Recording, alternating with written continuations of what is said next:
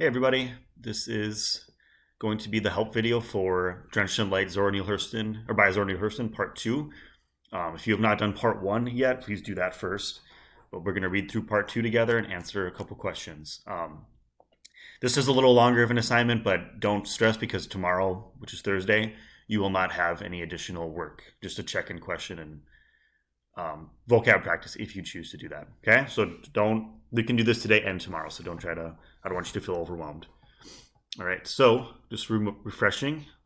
This is the story by Zora Neale Hurston. Kind of, we're figuring out what from her past did she include in this story? What part of her life real life experiences and her perspective, did she influence or did she use in this fictional writing? Okay, Zora Neale Hurston, you already know her. These are the characters. They're all color-coded so you can tell who's talking. Before you start reading, though, try to answer this question. Recall something or comment about something from the first part of the story from yesterday, which was Tuesday. So just something you remembered or just something that you wanted to comment on in this story. All right, so here we go. We're going to start part 2. But sounding brass and tinkling cymbal drew her from the braying, thudding band, which was marching in full regalia down the road. She had forgotten the barbecue and log rolling to be held today for the benefit of the new hall. Music to Isis, it's supposed to be icy, I don't know why it says, that's a typo, sorry. Every time it says that, it's supposed to be icy. Meant motion. In a minute, razor and whipping forgotten, she was doing a fair imitation of the Spanish dancer. Isy's feet were gifted. She could dance most anything she saw. Up went her spirits, her brown little feet doing all sorts of intricate things in her body in rhythm, hand curving above her head. But the music was growing faint. Grandma was nowhere in sight. She stole out of the gate, running and dancing after the band. Then she stopped. She couldn't dance at the carnival. Her dress was torn and dirty. She picked a long-stemmed daisy and thrust it behind her ear. But the dress, no better. Oh, an idea! In the battered, round-topped trunk in the bedroom. She raced back to the house, then, happier, raced down the white, dusty road to the picnic grove, gorgeously clad. People laughed good-naturedly at her. The band played an icy dance because she couldn't help it. A crowd of children gathered admiringly about her as she wheeled lightly about, hand on hip, flower between her teeth, with the red and white fringe of the tablecloth, Grandma's new red tablecloth, cloth that she wore in lieu of a Spanish shawl, trailing in the dust. It was too ample for her meager form, but she wore it like a gypsy. Her brown feet twinkled in and out of the fringe. Some grown people joined the children about her. An important person rose to speak. The band was hushed, but Icy danced on. The crowd clapped their hands for her. No one listened to the important person speaking, for little by little the multitude had surrounded the brown little dancer. An automobile drove up and halted. 2 white men and a lady got out and pushed into the crowd, suppressing mirth discreetly behind gloved hands.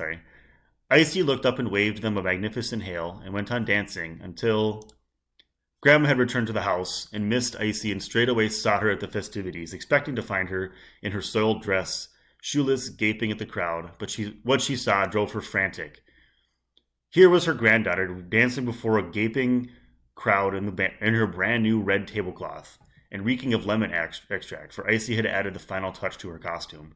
She must have perfume. Icy saw Grandma and bolted as she fled through the crowd and into the woods. She heard her cry, "My God, my brand new tablecloth I just bought from Orlando." She followed the little creek until she came to the ford in a rutty wagon road that led to Apopka, which is a city in Florida, and laid down on the cool grass at the roadside. The April sun was quite hot.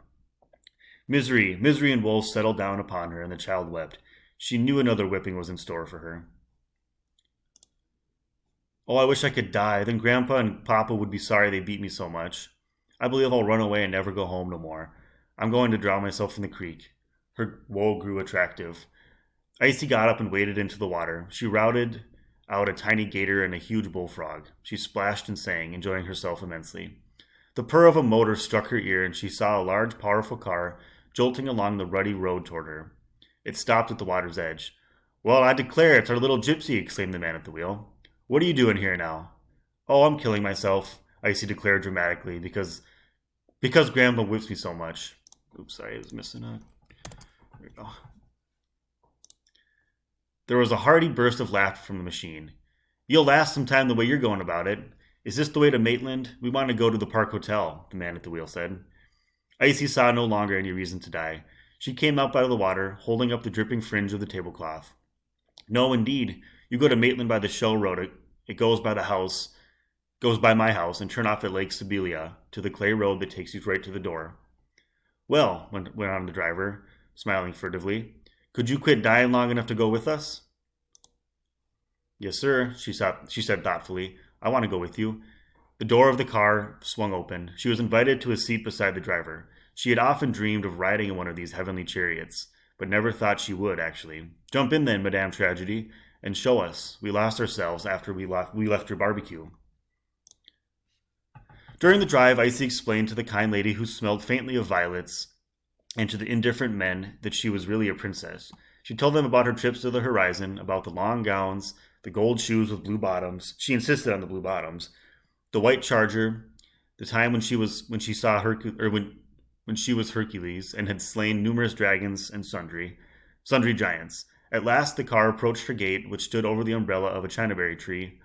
The car was abreast of the gate and had all but passed when Grandma spied her glorious tablecloth lying back against the upholstery of the Packard, which was the car. You, Icy, she bawled, come here this instant. That's me, the child confessed, mortified, to go to the lady at the rear seat, or to the lady on the rear seat. Oh, so we'll stop the car. This is where the child lives. I hate to give her up, though. Do you want to keep me? Icy brightened. Oh, I wish I could, you shiny little morsel. Wait, I'll try to save you a whipping this time. She dismounted with the gaudy, lemon-flavored culprit and advanced to the gate where Grandma stood glowering. You going to catch it from your hide to your heels, my lady. Just come in here. Why, good afternoon, Helen. This is Helen. She accosted the furious grandparent. You're not going to whip this poor little thing, are you? The lady asked in conciliatory tones. Yes, ma'am. Oops, hold on. Sorry, guys, my bad. Yes, ma'am, she is the worst little child ever drawn breath. Just look at my new tablecloth. That ain't even been washed. She traipsed all over the woods, a dancing and prancing in it. This is all messed up. All right. She took a razor to my head today. Wow. And Lord knows what more. Icy clung to the white hand fearfully.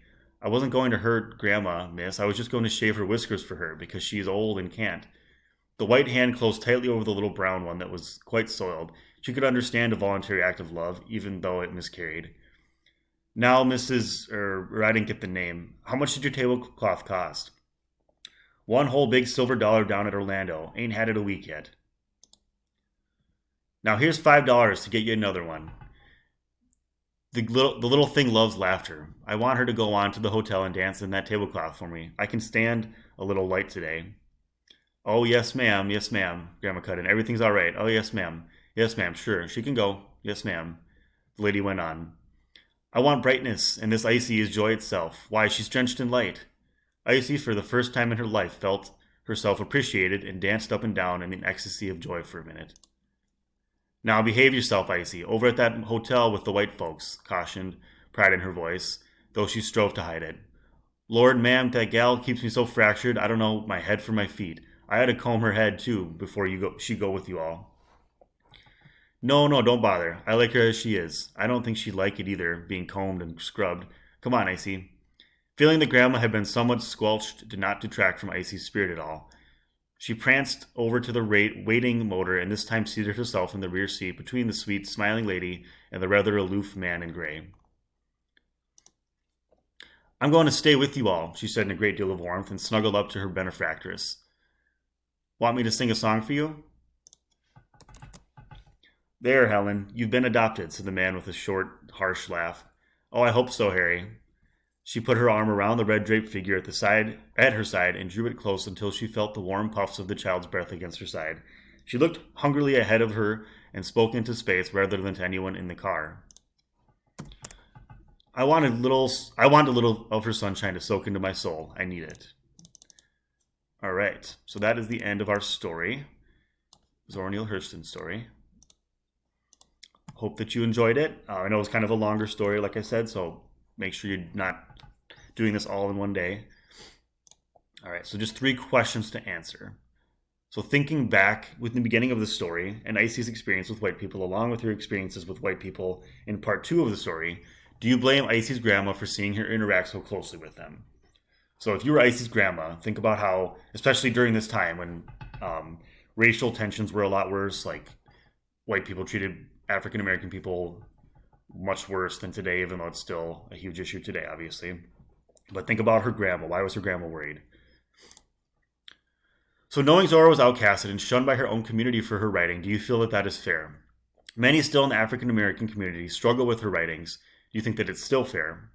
Please don't try to make anyone feel good. Just be honest with what you feel. Okay, so be honest. Do you see why she was criticized for her writing? Because like during this time, a lot of authors were trying to show the reality of being African American around white people, and this story kind of makes the white people look a lot better than maybe other authors were at this time. So that's kind of where her criticism for her comes from. So think about your thoughts on that.